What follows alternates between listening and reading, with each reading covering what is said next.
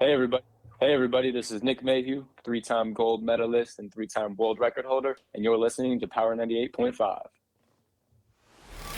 We don't play the social game. We are social. Power 98.5. You're listening to Power 98.5, powered by United Angels Dream, your number one resource for public relations, entertainment, and multimedia. Contact them today at unitedangelsdream.com. Hi, this is Dan Aykroyd. He's progressive. He's beautiful. He's thoughtful. He's intelligent. He's powerful. He's positive. He is Stephen Cuoco on Power 98.5 Satellite Radio. Empowering listeners from the US to the UK. Live on air with Stephen Cuoco.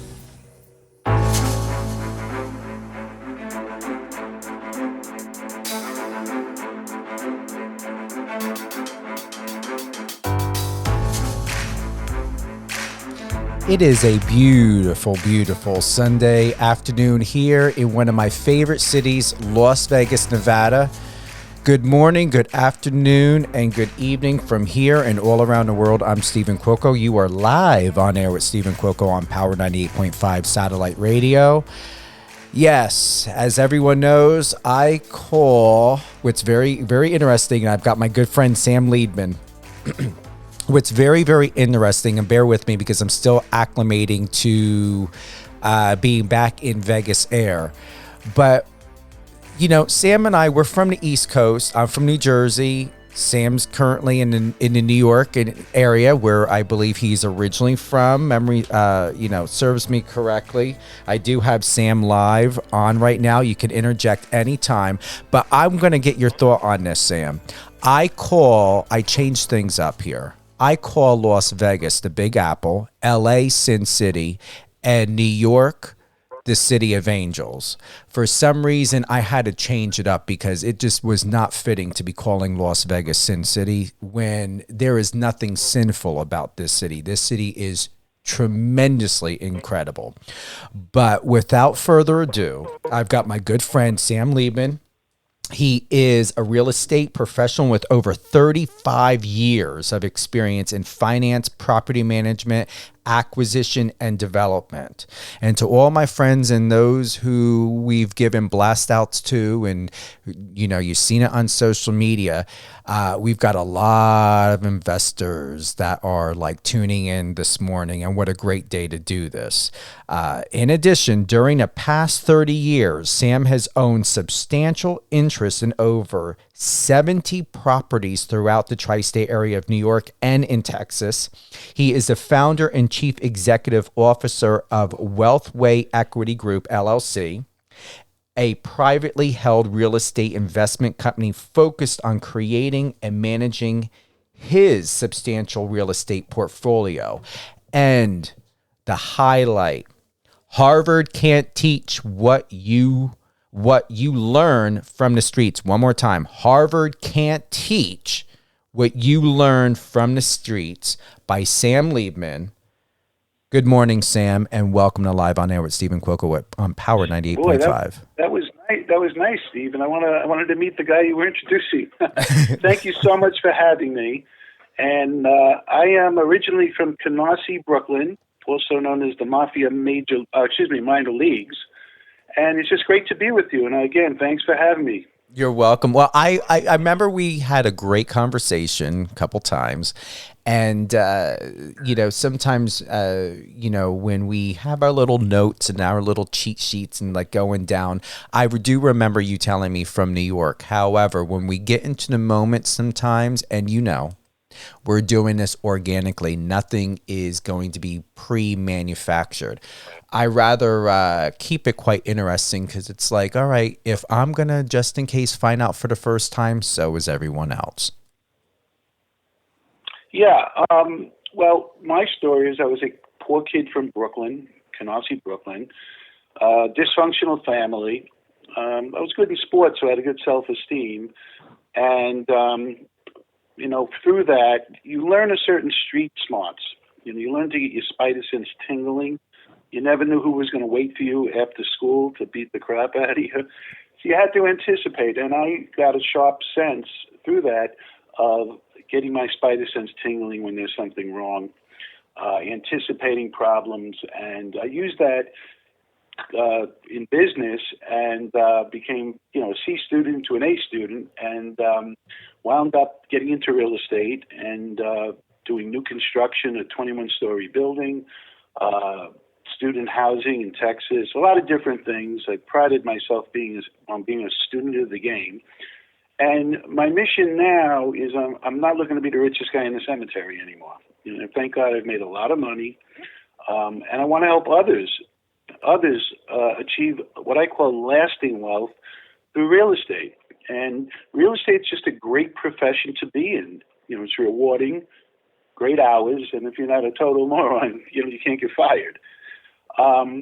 And I'm trying to mentor other people. So I wrote a book called Harvard Can't Teach What You Learn from the Streets, which is a labor of love. It's a book that's going to really teach the fundamentals with learning street smart techniques coupled with a traditional education, so people can read it and really master the fundamentals to put them in a good position to either buy buildings on their own, or it's a great book for anybody who is working in a real estate related company to really learn the other side, so it could help them get on the same page, for instance, with their clients, or for investors that, want to learn what they're investing in. Because right now on the internet, I call it a polluted marketplace with a lot of garbage. They just want to take your money and they don't want to teach.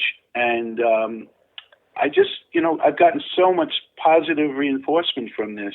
It's just a great feeling, Stephen, to be able to help people, to get letters from people. And that's my mission right now.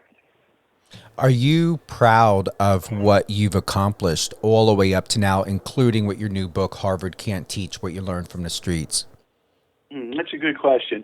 Yeah, I'm proud. I'm proud for a lot of reasons. Number one, coming from a very dysfunctional home of yelling and screaming and who the hell are you? You're nothing. Who the hell are you?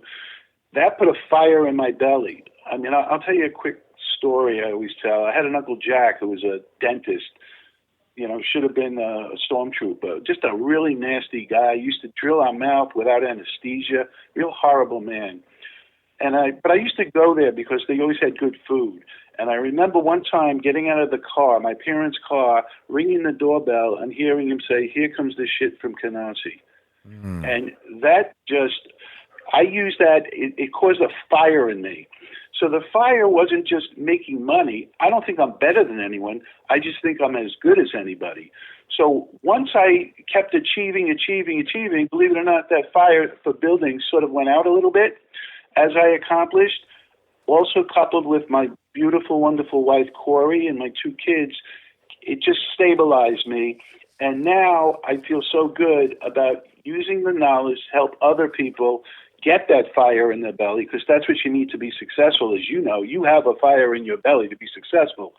And that is what I'm trying to inspire kids, because young kids now, the way I see it, a lot of them are lost. The school systems have really failed us. I mean, I have a saying, I love peanuts and cashews, I hate academia nuts. These teachers that, you might as well have English subtitles. And then when the average grade is a 40 and they blame the students, but really who failed? What did anyone learn if the average grade is a 40? Nothing. What's the point? And kids right now, especially with the internet, when I was young, when I graduated college, Brooklyn College, you became an accountant, a lawyer, a doctor, or the garment center. Well, nobody wants to be a doctor, and there is no more garment center. And now the kids, what do I become? What do I do? Even the really smart kids that went to Ivy League schools are mixed up. And a lot of them need direction.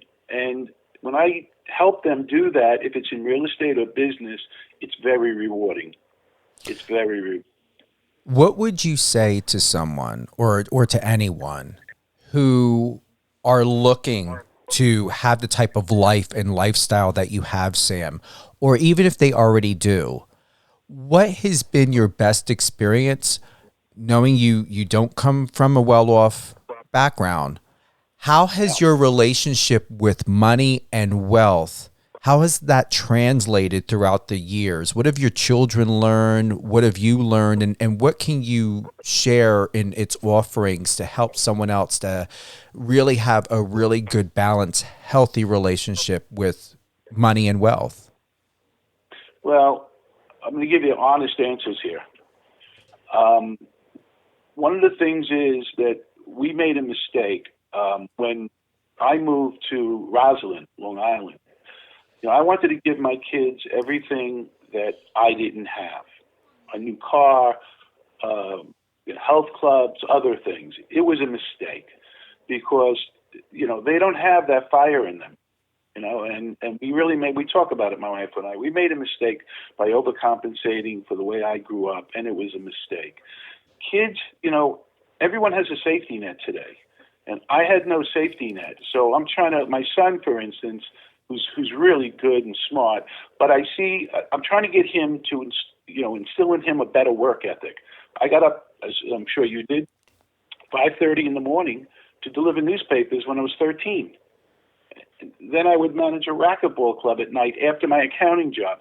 I was just so motivated to do well, and I don't see that as much in the younger generations that have this safety net, and it's like the climb to get there is the fun part, believe it or not, for me. And now that I got there, what am I going to do? Own another 2 buildings, another 3 buildings? So what? But, I want to give these kids motivation, a reason to get up in the morning and really, really get that passion. Without passion, you're not going to do well. So the best advice that I try to give kids is to find out your strengths, identify your weaknesses, make your strengths stronger and your weaknesses stronger, and self-evaluate. And that's what I focus on the kids. When I meet with these kids who want to get into real estate, I give them the 100-question test. And the 100-question test, and they're all going to get 30s and 40s on it, but it doesn't matter. It's to show them the improvement. After they read the book, after they do the courses, after they do other things, the smile on their faces when they see the improvement and the motivation. You see that motivation increasing. Rather than the kids, they just, they sit in there, especially now with the virus. I mean, their social life went to crap. So, those are the things. So to answer your question, I think that you need to reinstall that fire in their belly and motivation for young kids to want to get up in the morning and really get out there and read and read and read. I learn the fundamentals, master the fundamentals, so that you're in a position to be stronger. I hope that answered your question. It did, and you did very well answering that. The question I have next, and I'm bouncing off of what you just had said, Sam, is when we think about books and courses, what I really, really do love, and I'm not using that word loosely, love about who you are personally and as a professional and a professional businessman is before the pandemic and during the pandemic, I have seen people from all walks of life and all age groups. So it's not a millennial thing. It's not a Gen Z thing. It's not a Gen X or boomers. I have noticed this frim-fram bullshit of people creating programs where the program leads to another program, and then that program leads to purchasing a second book, and that second book leads to it goes on and on and on. And I'm like, where is the resolve? They're throwing a lot of information, giving, I'm going to assume, some good tips, but you don't operate like this. You're about getting results. Let's get to the point. What separates you from the scam bullshit programs, CDs, books that are out there that people are doing to keep people in this rat race of spend thousands upon thousands of dollars on alleged books and programs to get you results, but it keeps them trapped to where I always say a master is a student and teacher at the same time. But what I've noticed within these scams, and I'm going to call them out for what it's worth, it seems as though the master wants to keep the student forever as a student. You don't do this. What separates you to be able to take a student and to help them become a master, but also a master and a student continuing to where they're teaching, but yet they're also helping to get results to help people evolve so they're not stuck? Boy, is that a great question. And that's really the nuts and bolts of what I'm trying to do. There are a lot of what I call motivational preacher teachers out there. They don't teach you how the car works. They teach you how to sell the car. You know, if you look, I don't want to mention names. I don't really want to badmouth anyone. There are good ones and bad ones. And a lot of it is marketing. Everybody knows how to market themselves. And the first thing I would say is look at the credentials of the person teaching you. You know, I don't want to blow my own horn, but I was a CPA, had a firm for 25, 30 years. I know, I know the tax part. I know the real estate part. So that's one thing. Then you look at, there are a lot of wealthy people like myself, a lot of successful people, but they don't have the passion for teaching, nor do they have the skill of teaching. What I do is what a great tennis instructor will do. He's not going to let you go to your backhand until that forehand is perfect. Now, if the forehand isn't perfect, you're going to win some tournaments if you're a good player, but there's going to be a point where that flaw comes out and you're going to lose. When it comes to real estate, you're talking about a lot of money here at stake, either yours or your investors. You need to master the fundamentals and limit mistakes. One bad deal, can cost you. So you need to understand. Also, these motivational preacher teachers, did anybody ever see one that tells you what happens when the deal doesn't go as well as you thought? You ever see one of those, Steve? No. I never did. What happened? Only, the marketing people will tell you only positive, always positive. My mantra is to teach you to be prepared for anything that might happen. That's what the pros do, the winners. Do you ever hear of a winning team, a losing team after the Super Bowl say, they were prepared for everything we tried, nothing worked, right? Mm-hmm. That's where you need to be. You need to know good and bad how to deal with. When there's something, God forbid, bad, and believe me, we've had some bad things happen. I had a partner that committed suicide right in the middle of the deal, okay? But we knew what to do. We knew exactly how to prepare, how to deal, how to call the bank, how to call this one, what to do. So you need to master those fundamentals to be successful. Now, here's the problem. Many people through the years have said to me, I want to get into real estate. I said, why don't you? I wouldn't know where to start. That is the main thing. I wouldn't know where to start. And, I'm really, really sincere about trying to give people a place to start. Reading my book, looking at samliebman.com, my website with articles, all that stuff, you're not going to become rich overnight, okay? But what my promise is that after reading this book or the courses or listening to what I have to say, your knowledge of real estate will increase substantially. Now, that's the goal and that's the realistic promise. I'm not going to tell you by the time you wake up listening to my audiobook, you're going to be a millionaire, or how to win lotto without buying a ticket, like all these guys do. Brain surgery made easy, learn in your spare time. I mean, come on. Look at these guys. How to no money down, no credit, no problem. It's easy. Anyone can do it. Monkey see, monkey do. I mean, they use these crazy buzzwords because everybody wants everything quickly. And you can't. Real knowledge. I have a saying, don't get into any business that any schmuck with $10,000 can get into, and don't get into any business where sales stop when you run out of friends and relatives. Okay? And these are points I try to bring out to people. Learn knowledge that separates you from the pack. Learn to oversee, find the opportunities overlooked by others. Most of my real estate career, the money was made on finding hidden value, as well as potential problems overlooked by others that don't have the mastery of the fundamentals. And that's what I want people to do. Master the fundamentals. Think of yourself as a real estate professional or business professional. That's the best advice I can give. Don't short run it. Don't just, I'm ready. People have money burning in their pockets. I know 35-year-old kids with $35 million hedge funds that they raised. They're buying their buildings. especially now where the margin of error is so small that you have to be really, really know your stuff. And that's what I want people to do. No nonsense, constant reinforcement. If I ask you a question, you say you know it, and you can't explain it, you don't know it. So it's hard love, tough love, hard love, and the results I'm getting from people when they see what they learn, they see that progression, because you can't fool people, you know. And another thing is a lot of people don't really want to learn; they want the dream.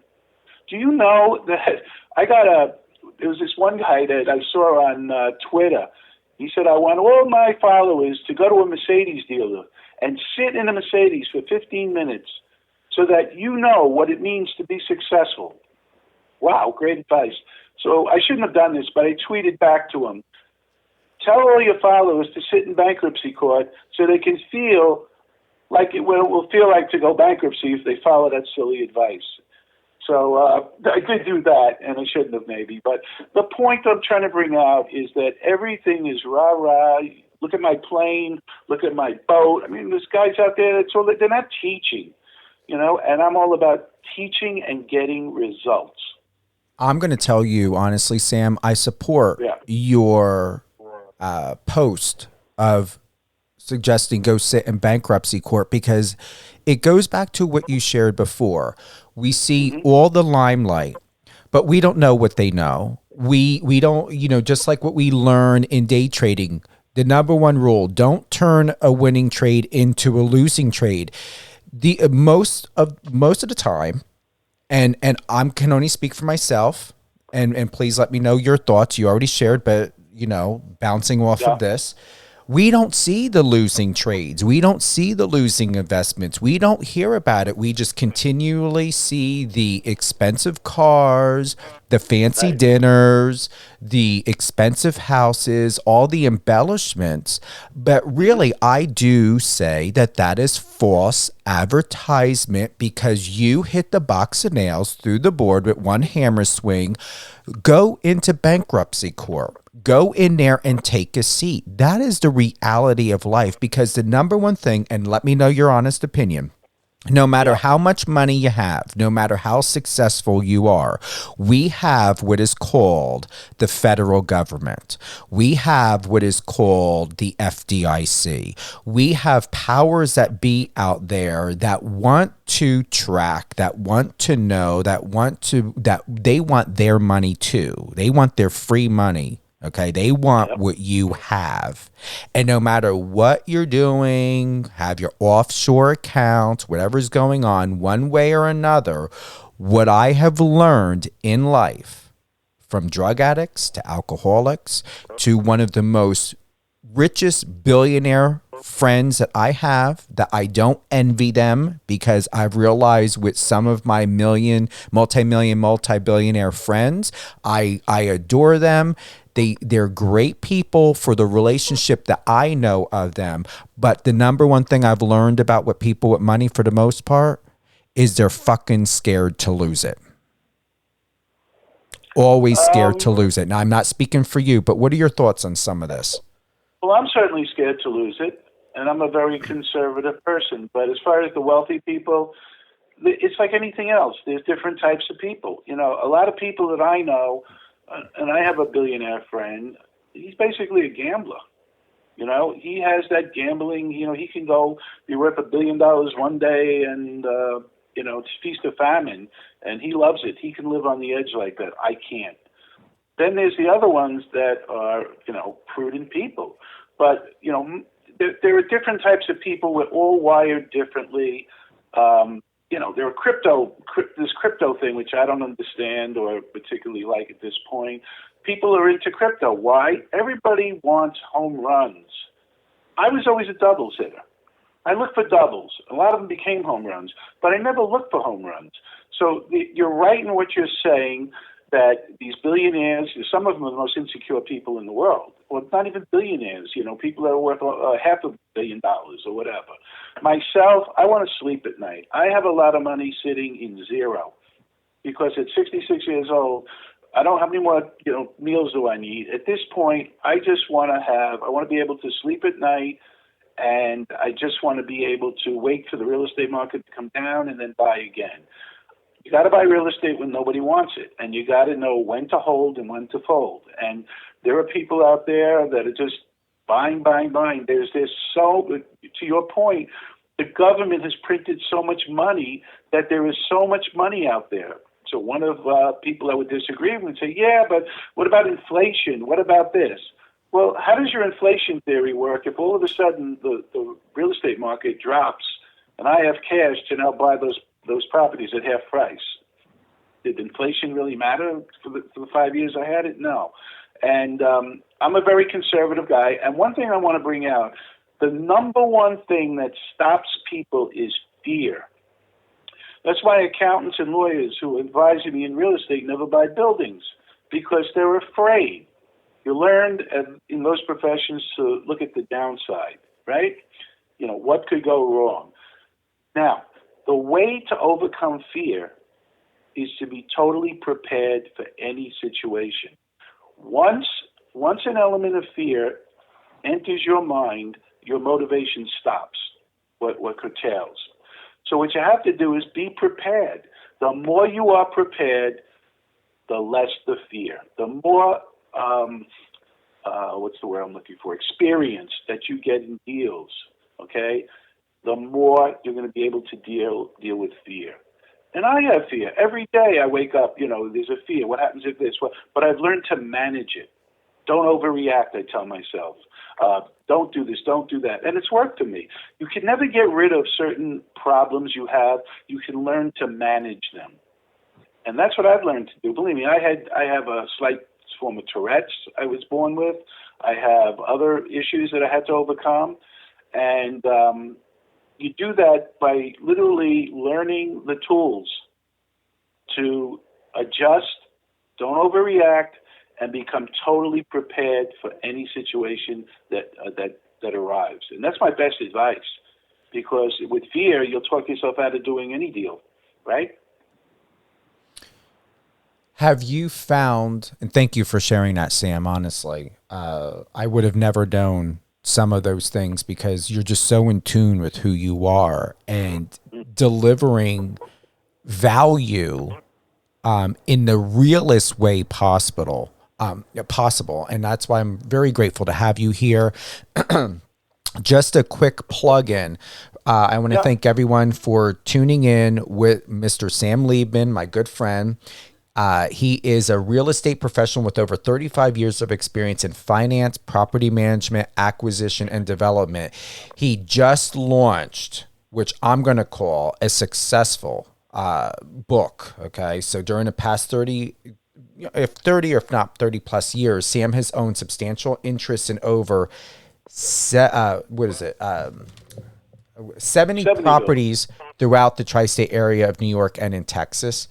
And he is the author of Harvard Can't Teach You What You Learn from the Streets. And I'm going to go and share this.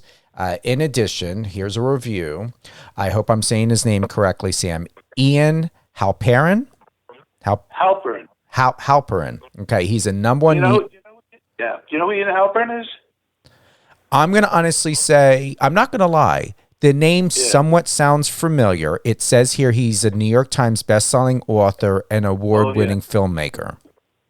Yeah, Ian is the guy who he wrote the book Gone Too Soon about Michael Jackson. He's a journalist. He wrote, I think, 20 best-selling books or so. He's just a really, really great guy. He did the Kardashians. Just a very well-known guy. Someone got him the book, and he read it, and he liked it, and he wrote a review. And I spoke to him on the phone. Like I said, great guy, very interesting, fascinating guy. And this is where I'm going with this, and I'm glad you said that, because this is the review he wrote. Sam Liebman effortlessly. Oh, Lord Jesus, that Sunday morning. Okay, let me restart myself. I'm on my second cup of coffee. Sam Liebman effortlessly produces inviolable results with his masterpiece Tone. Harvard Can't Teach What You Learn from the Streets In this riveting book, you learn many little-known step-by-step life and business strategies to accomplish getting to the top. He wrote that very well. That is a very, very well-done review.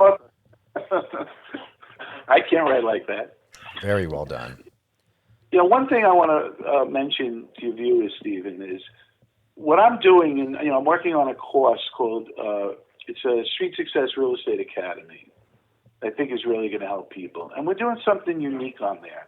I'm taking a 129-unit garden apartment complex in Texas that I own, and I'm basically, I don't want to say it wrong, but basically pulling down my pants and saying, guys, here is everything.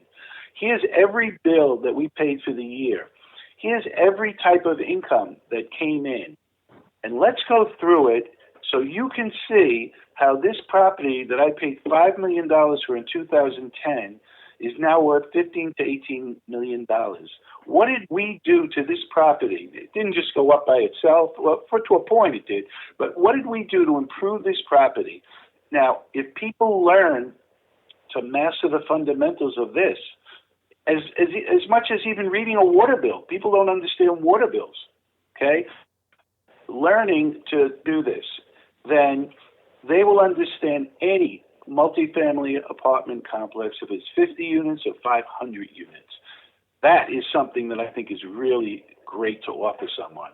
Because when I tell you, here's everything that it costs to run this building for a year, that's the whole universe. Uh-oh. I guess we got a drop call from Sam. We're going to have to give him a call back. All right, here we go.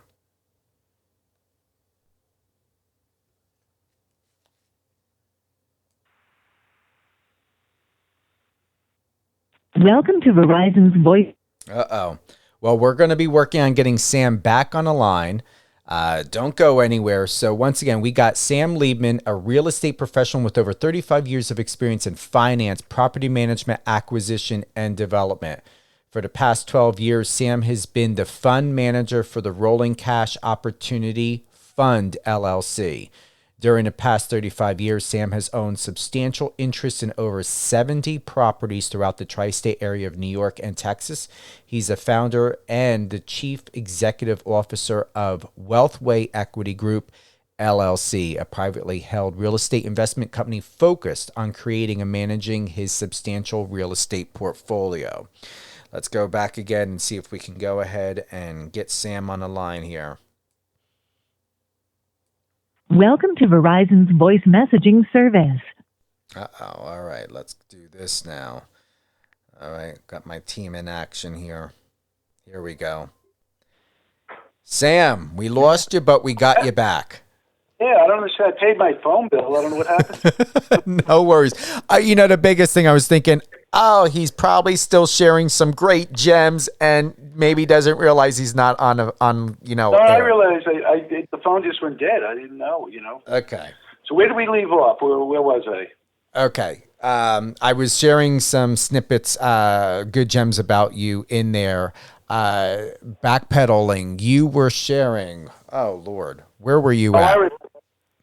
About the building, about the garden apartment complex, and showing people that if they go through every single invoice and learn what it costs. So, for instance, one of the best pieces of advice, and one of the things that when I do my stand-up routine in teaching, the most important thing for people in real estate, anyone to understand, is you must focus on increasing property value. That's how you build wealth. Now, there's a difference between being rich and being wealthy. And Chris Rock, the great comedian, said it best. He said, Shaq is rich. The guy who signs his check is wealthy. The way you build wealth is by owning a large asset base that increases annually and over time. So let me give you an example. Let's say you're able to own $10 million worth of real estate, which I guarantee you is not a lot once you learn the fundamentals. It really is not a lot. And that only increases 3% a year, right? That's $300,000 a year over 5 years. That's $1.5 million in equity. And that's only increasing at 3% a year. Believe me, there are many, many ways to make that 10 and 20% a year. But let's leave it at 3% a year. That's $1.5 million plus all the cash flow that's sheltered, right? Sheltered by depreciation, or now steroid depreciation they give you. So you'll pay no taxes. And the other thing is you're paying amortization. That's how you build wealth. Now let's compare that with owning a two-family house. The two-family house, you paid $750,000 for it, and that increases 3% a year, I think that's $22,500 a year times 3 years. It's about $112,000. Where is the big asset base? You see the difference. The difference on one is the larger the asset base. Okay. Now there is something that I call, and other people have called, the wrong type of income. What's the wrong type of income? Working for a W-2. So if you're an investment banker, and even if you make $2 million a year, half of that money goes to the government. If you own real estate and you make $2 million a year, you keep the $2 million a year. The taxes become actually deferred until you sell the property. Now, look at that, what you're saving on that $2 million a year, plus all the cash flow, plus all the other benefits. So that's why people who are on W-2s get killed in taxes. There's no place to obtain a large asset base, and there's no passive income component. The way you become wealthy is you build a large asset base that continues to increase, you shelter the money, and that's how you build lasting wealth through real estate. And that's why I love the real estate business so much. That's a very big thing for people to understand. I'll tell you another thing. Every time you increase a rent or decrease an operating expense, $1, if it's what we call a 5% cap rate environment, you divide that dollar by the 5%, and you have made in equity $22. I'm going to repeat that again. I think it's 20 or 22. So every dollar you increase rents or you decrease an operating expense, you've added $22. You've increased the property value $22. Now that's amazing.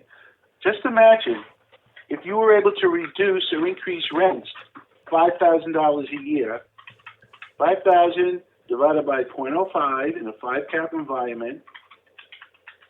I think I knew the answer.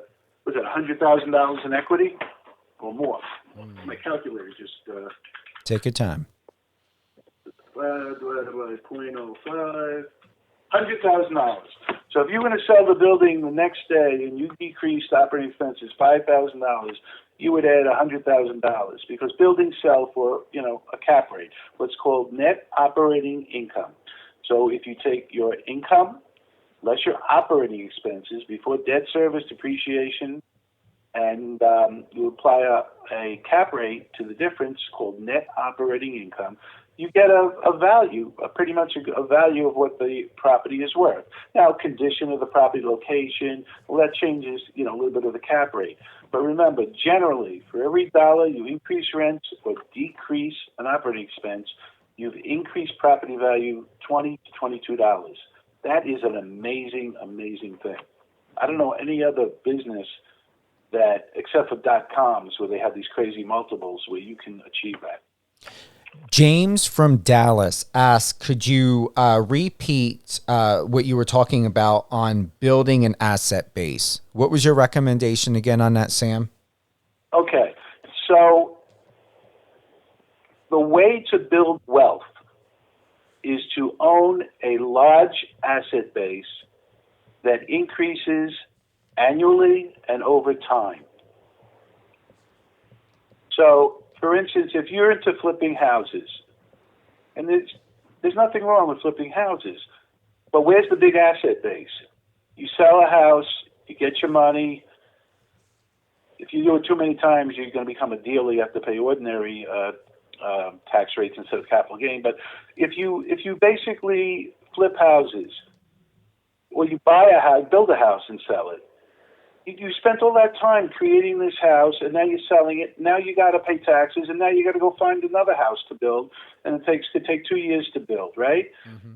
There's no big asset base. How are you going to achieve wealth without a big asset base? But if you own 30 units, 40 units, 12 units, you're building an asset base that increases over time, and you're building wealth. That is the difference. So, if you can somehow successfully, and it really, I know a lot of people did it, you can build hundreds of millions of dollars. But even if you build $5-10 million, you will become wealthy.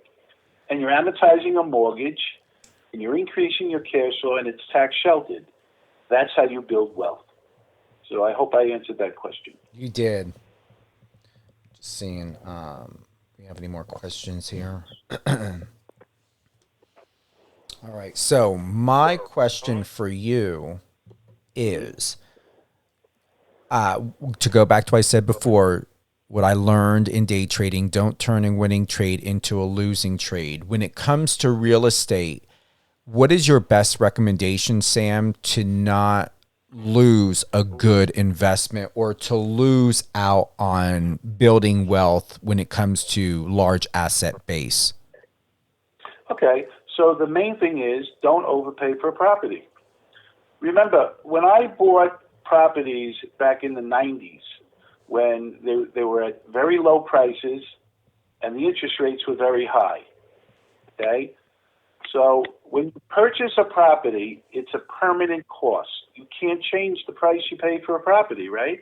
If you buy it for $10 million, $5 million, $2 million, or whatever, you cannot change that purchase price.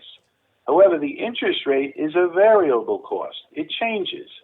So when I bought properties for $500,000 that are now in 1993, when interest rates were 9.75%, okay, 20 years later, I still paid $500,000 for that property, and now the interest rate is 4%, let's say. Less, 2.5%, 3%. So the variable cost. The best time to buy property is when property values are low and interest rates are high, because you could always refinance. Things change over time.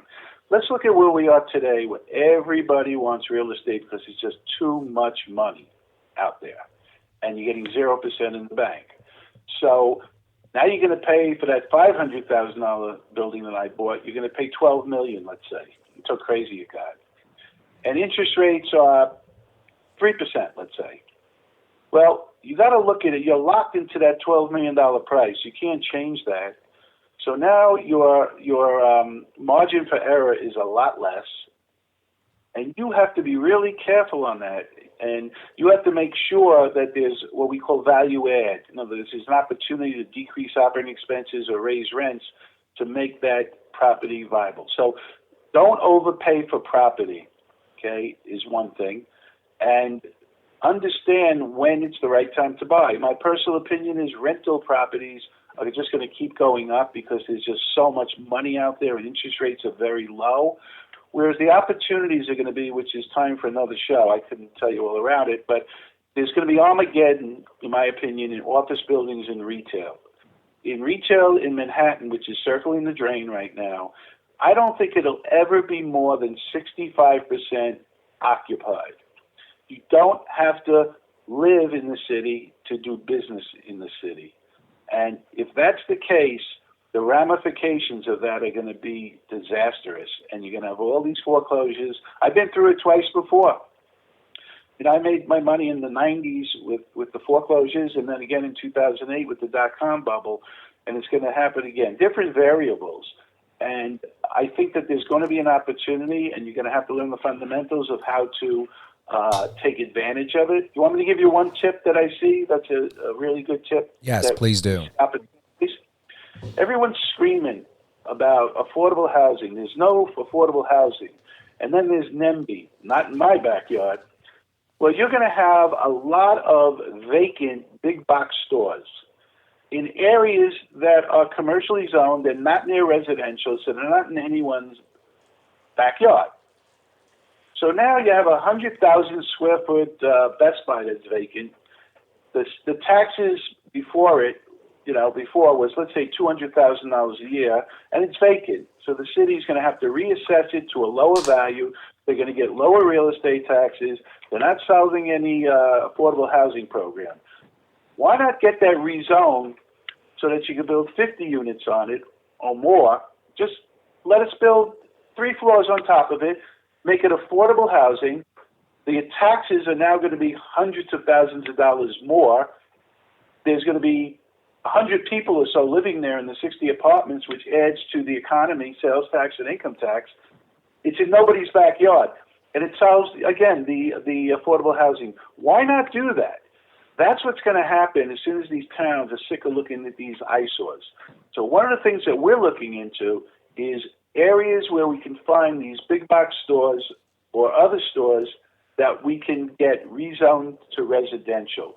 And I think the towns would be into that. Now, if you do that, you're going to make a lot of money. And that's a really good tip. Hard to find, hard to do, but they're out there. I really like that. I really appreciate that offering of knowledge. Yeah. I mean, I want to see other people succeed. I'm not like that guy that I want other people to succeed. And that's a good tip. That was an idea I had that I wanted to do. There are so many things out there, office buildings. How are they going to make it at 65% occupancy? I just don't see it. And the banks are playing what's called extend and pretend because they don't want the properties back. But eventually, even these wealthy people, they're going to want to stop, putting good money after bad because, with this pandemic, remember something. You owned a retail shopping center. I had one that we had restaurants that didn't pay. So let's take a look at a shopping center, a small shopping center, 6,000 square feet, 3 restaurant tenants, right? And they were all paying, let's say, $35 a foot out in Texas. The pandemic hit. They all stopped paying rent, okay? Now I have to put loans in to fund the operating expenses that the tenants aren't paying, no rent. And that keeps accruing. Then the tenants, even if they were paying half rent or whatever when they got PPP money, now they're trying to renegotiate their leases. And instead of $35 a foot, they want to renegotiate their leases down to $30 a foot, let's say. When they do that, the value of your building goes down because remember, the value is based on net operating income. Well, now you have less operating income. And remember I said for every dollar that you decrease an operating expense or a rent, you lose $22. So if you lose $10,000 in rent from one tenant, it's a lot of loss in value. In fact, it got so bad that the value of the building could be lower than the mortgage. And the owner has to keep funding it. So what's the owner going to do? He's going to say eventually, I'm sick of what am I doing here? Here, bank, take it back. And I bought, just so you know, I did this twice before. I bought in 1992, when I mentioned that $575,000, I paid $575,000 for this building, my first one, 110, 112 St. Mark's Place in Manhattan. The building had sold for $2 million before, and the mortgage was over $1 million, a judgment. We bought the mortgage for $575,000, okay, because the banks just wanted to get rid of it. And you're going to see that again, where the actual property is worth less than the mortgage. The bank has to also keep funding it. Now remember, a bank has a mortgage and they own it. They're not getting interest payments from the old owner, right? And as soon as they take it back, there's no interest payments now because there's no other owner. There's no one paying them the interest. And they got to fund, repair and maintenance and pay the operating expenses, the taxes, etc. And if they got a vacancy and they want to fill the vacancy, they got to pay a broker. They have to give TI, tenant improvement money. So the banks are saying, we don't need this shit. Let's get rid of it. And that's what I think is going to happen. Massive foreclosures. That's my opinion. And that's where opportunities are going to be. And if you master fundamentals. Do you believe that there could be a quick turnaround? I mean, will there be resolve? Okay, great question. People ask me all the time, so where do you think the real estate market is going? And I use the old Bob Dylan song. The answer, my friend, is blowing in the wind. So if the wind blows left, and let's say the variables, there's too many. So if it blows left, and the foreigners in Europe get in control of the virus, start coming into the United States and taking booking hotels and restaurants, interest rates go up and down. Go up. That's one way. If it's to the right and it does something else where the foreign investment comes in, interest rates stay down, I could say it'll go a different way. I just can't tell you which way the wind's going to blow. So everybody has to look at the variables and make a decision for themselves on which way they think the future is going to be, given the variables. That's what I do. Do I think interest rates are going to stay this low for the next 5 years? No. If I was a betting man, I would bet they'd go up. People might disagree, but to me, it's a good bet that they're going to go up. How high? I don't know. We might have crazy inflation. We might have. They look like they print more money, which means the dollar's less. Will the dollar be stronger than foreign money? We don't know. There's just too many unknowns. 10, 20 years ago, there weren't that many unknowns. Not like today. Will people have virusitis and still not go to restaurants and still not go? The retail, the internet is growing at such a fast rate. Are we going to need Barnes and Noble stores anymore? Or are they going to go the way of, that movie? What was that movie? Blockbuster. I think they're going to go the way of Blockbuster. People are buying. Do you know that 80% of books are bought online on Amazon? 80%. I would think the number would be higher. No, it's 80%. 80%. So my publisher, they got me in all the bookstores. The airports, the bookstores, Barnes and Noble, and they said, yeah, but so what? 80% of books are bought on the internet. So, that's where we're going, unfortunately.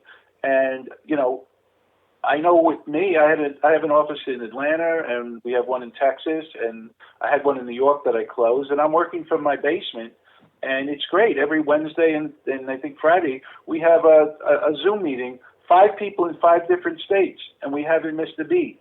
So why do I want to get on a dirty train or travel on the Long Island Expressway, a.k.a. the biggest parking lot in the world, traffic jam, to get into the city when I could work at home and accomplish the same thing? So, I hear all this stuff about, but the companies are going to require it. I think it's going to wind up being like an amenity. One company will say, you only have to work 2 days a week in the city at work. You could work home. So we're just in a big unknown now. And, hopefully the virus will stabilize. That's one thing. And people will go out again. I know a lot of people that still won't go out. And, there's just so many unknowns. And, it's unfair to our kids because their social life is sometimes non-existent right now.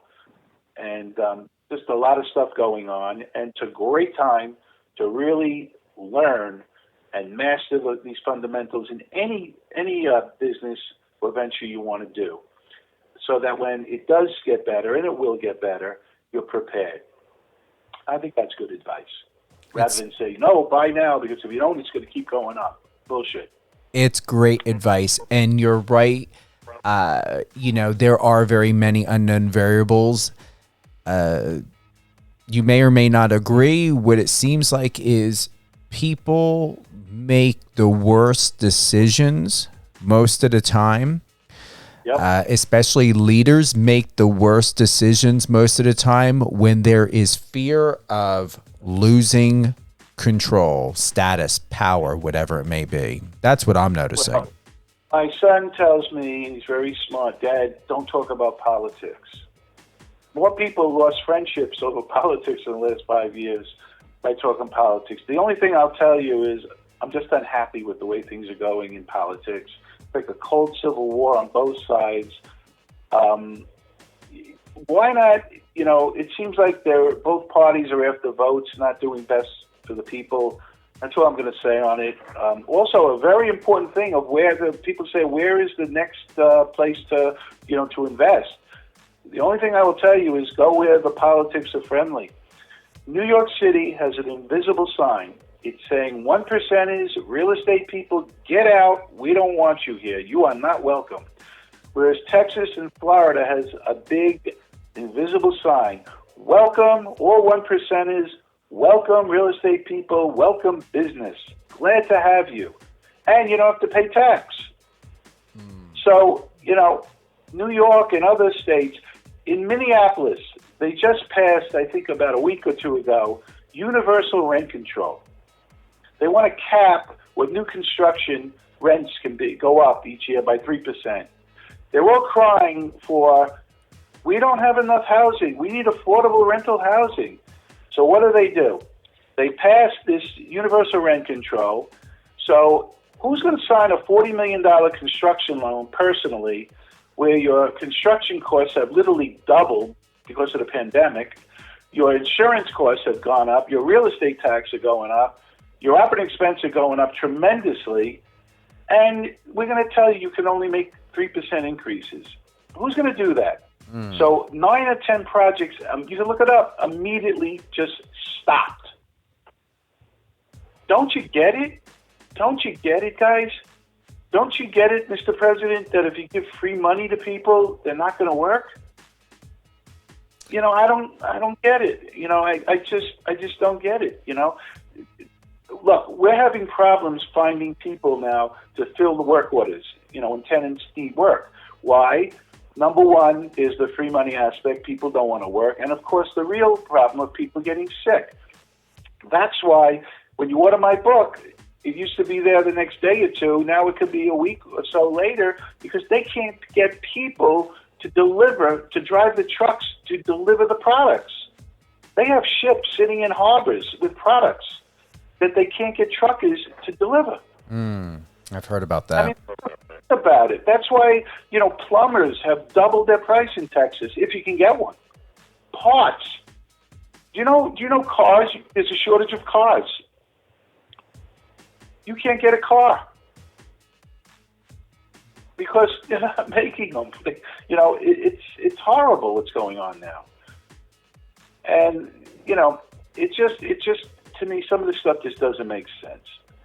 So let's hope and pray that it gets better.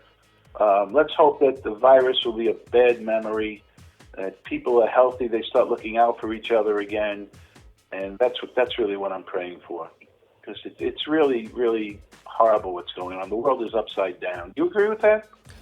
I do, and I'm going to tell you it was bound to happen eventually.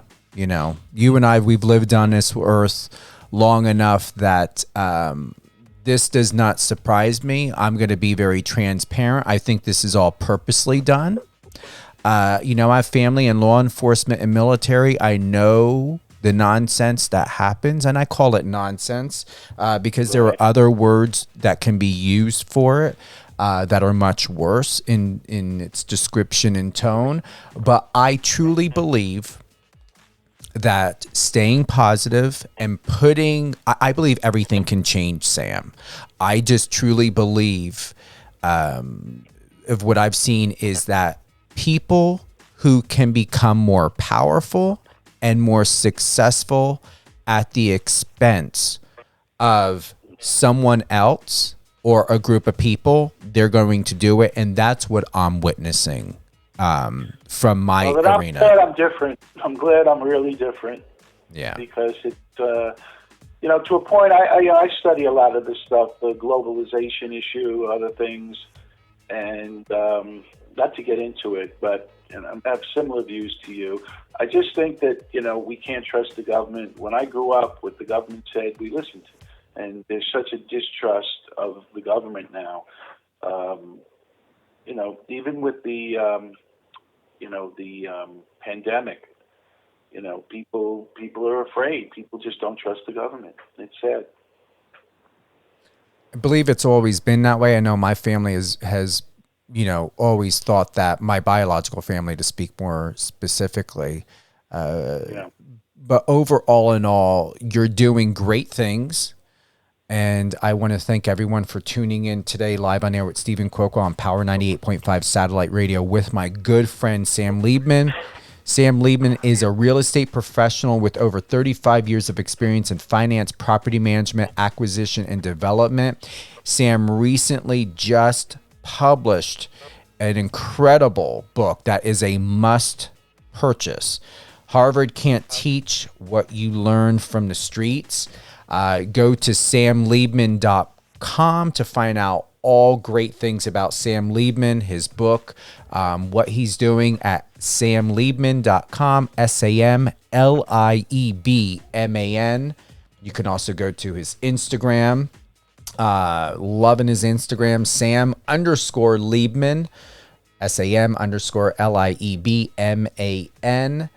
Sam, thank you for joining us today. Is there anything else that you would like to share that we have not covered, whether it's the book, it's to connect with you, and who would you like to give a shout out to? Well, give a shout out to my wife and kids, Corey, Michael, and Chelsea. I love you. But Steve, thank you so much. This has been like an absolute pleasure. I feel like I'm talking to a friend, like we're sitting on the corner, just, with a beer, just kibitzing, as they say. And it was very good. I really hope your listeners got something out of it, because that was my intent, not to just promote, but to leave you with some good advice. And I encourage anybody to try and contact me, and I will do my best to get back to you if you have any questions. I love this stuff. I love when people are interested and engaged. So, Steve, thank you so much again. Greatly appreciated and a lot of fun.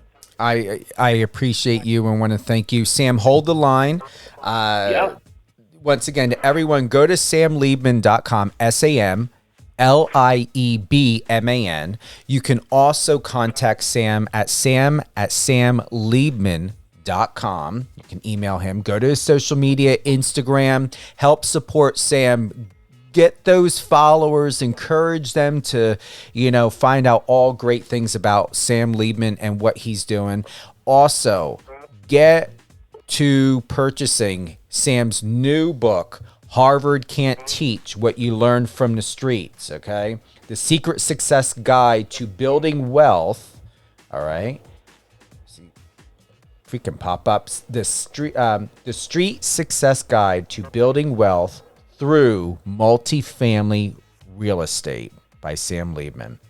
I was on a good track record there, and then boom, that pop-up just had to come up right there. Do not, I'm telling this right now, do not any of those negative dark forces intervene on what Sam is doing, and let's get that book out there, more information. You can tune in and re-listen to this interview tomorrow, Monday, 8 a.m. and 2 p.m. Eastern Time.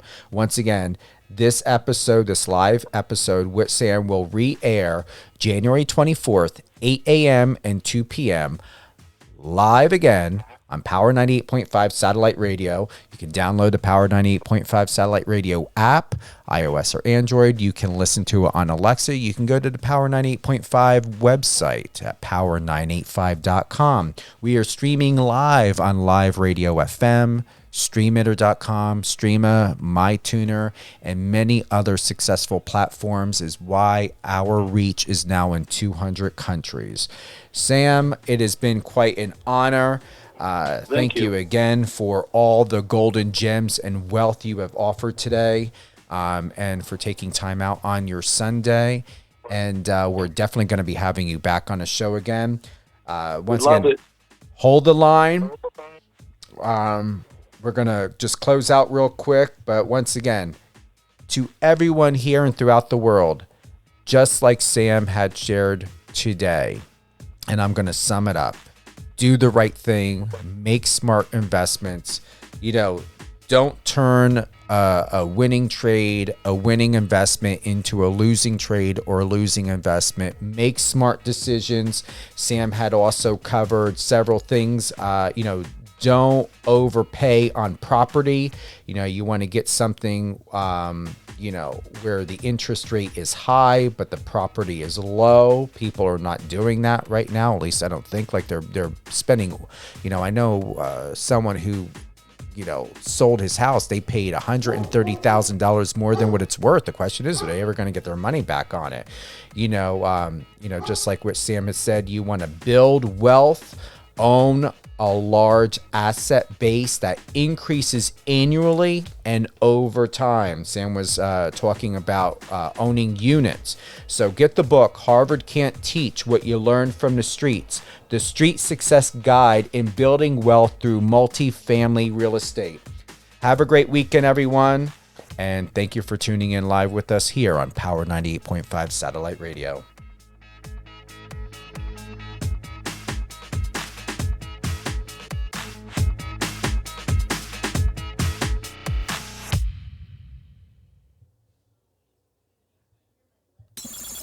Friend us on your socials and let's connect.